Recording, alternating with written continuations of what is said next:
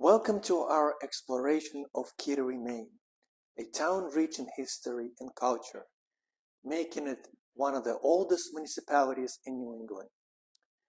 Today, we'll take a journey through time, covering major eras in Kittery's past, from its ingenious roots to its present-day status. Let's begin our story thousands of years ago, long before European settlers arrived in the early 1600s. The area that we now know as Kittery was home to various Native American tribes for millennia. Archaeological findings indicate that these first peoples adapted to their environment, cultivating crops like corn, beans, and squash alongside hunting and fishing. They lived in dome-shaped wigwams and crafted pottery, using abundant resources around them for their sustenance. Although their population faced challenges, including these diseases brought by European contact, their influence has permeated the land that remains today. Fast forward to the 1600s.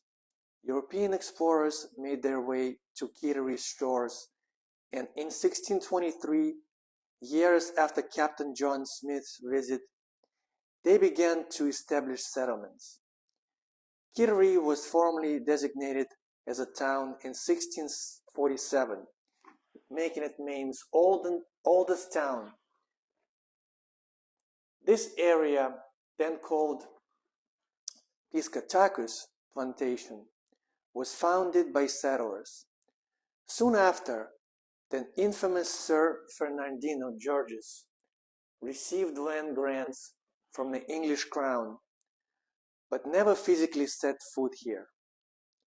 His relatives and other settlers, notably those from Devon, England, played a vital role in Kittery's development. Life in colonial Kittery was challenging. The early settlers relied heavily on timber and the fishing industry, with many ships built right along the shorelines. These vessels would become essential for transport and trade, especially during the Age of Sail, when Kittery flourished as a shipbuilding hub. Notably, during the American Revolution, the frigate Raleigh and the sloop Ranger, emboldened with the new American flag, made their mark in naval history. As Kittery transitioned into the 19th century, it saw more challenge with the establishment of the Portsmouth Naval Shipyard in 1800.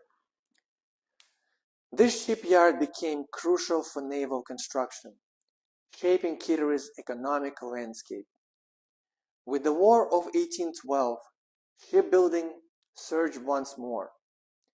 Kittery's maritime legacy continued to thrive through the World War II and beyond, with thousands employed in the shipyard, maintaining, upgrading, and retrofitting submarines for U.S. Navy.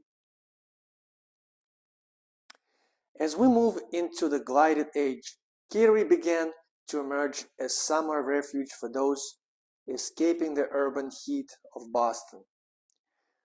The opening of grand hotels catered to visitors looking for a scenic getaway, and the region's beauty attracted artists and riders alike. Transportation improved dramatically during this time, as electric trolleys and trains facilitated travel to Kittery's shores. The cultural tapestry of Kittery also began to expand during this period, with public spaces rising, like the Rice Public Library, which opened in 1888. The turn of the century was marked by significant events that echoed beyond Maine. In 1905, The Treaty of Portsmouth was signed at the Naval shipyard, concluding the Russo-Japanese War, earning President Theodore Roosevelt the Nobel Peace Prize. Yet, despite this progress, the effects of new technologies and changing societal norms led to a decline in some traditional businesses, such as the once bustling grand hotels, as they succumbed to changing times. As the 20th century unfolded, Kittery adapted and evolved once again, responding to modern challenges and opportunities. Notably, the area faced the reality of the Great Depression and the subsequent boom of World War II, which transformed its economic focus. The shipyard ramped up production, employing tens of thousands as they manufactured submarines and other vessels. The post-war years brought about significant change, the closure of the naval prison and a shift in the marine industry. The advent of the automobile connected Kittery to broader markets, transforming the local economy yet again towards retail and tourism. New outlet malls sprouted along Route 1, further bringing Kittery's historical identity with its commercial future. Today, Kittery stands as a vibrant getaway to Maine, welcoming visitors from all walks of life. Many of its historical sites, such as Fort Foster and the Rice Public Library, are preserved and open to the public, offering a glimpse into the town's rich heritage. The Kittery Trading Post is now operational with decades of family management behind it, continuing to be a staple for residents and tourists alike. In summary, Kittery's story is intertwining with Americans' broader narrative. It spans thousands of years from its indigenous beginnings through colonization, significant wars, and cultural milestones, resulting in a unique blend of historical richness and modern vibrance. There is so much more to share about Kittery's remarkable past. We invite you to discover it by firsthand by visiting Kittery Historical and Naval Museum or exploring the local sites. Thank you for joining us today in this exploration of Kittery, a town that not only reflects its storied past, but also looks forward to a thriving future. And now, let's explore a fascinating history of Kittery, Maine, through the stories of its notable figures and significant events, highlighting the rich tapestry of its past. First, let's talk about Mark Fernald Wentworth, born on March 14, 1820. From a young age, Wentworth demonstrated a strong work ethic and dedication. Following the death of his father when he was just 12, he balanced education with labor on the family farm. At the age of 21, he pursued a career in medicine, attending Dartmouth College and the University of Pennsylvania. After a couple of years practicing medicine in Boston, he returned to Kittery, where he became a beloved physician. Wentworth's successful medical practice continued until his passing in 1897. Wentworth was also deeply involved in public service.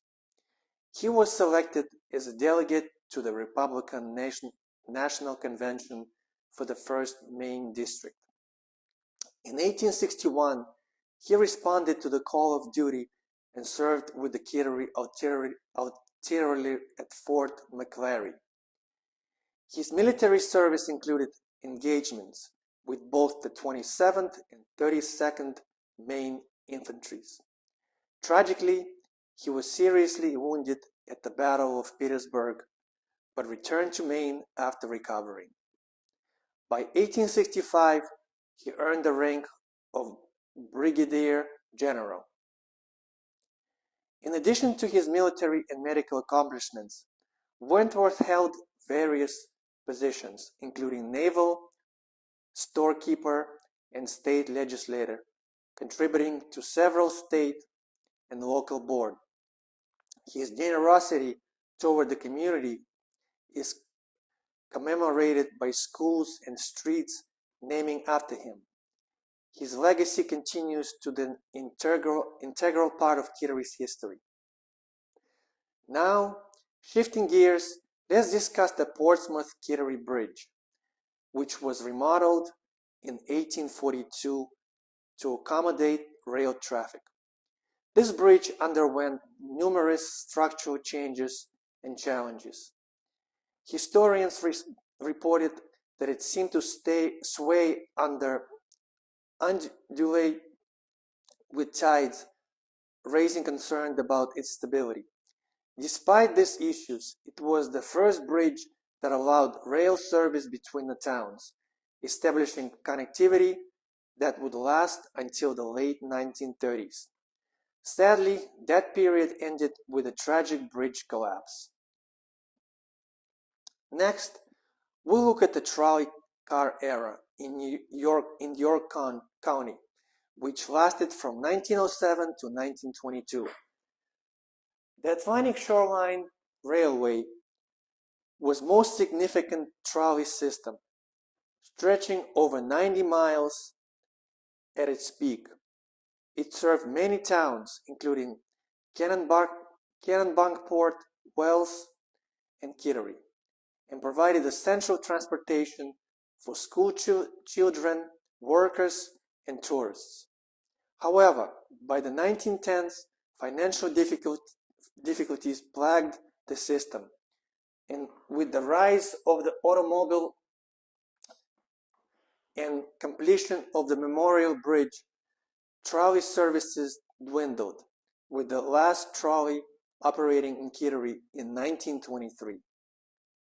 As we learn about the mid-20th century, we also need to discuss the rationing tokens introduced during World War II.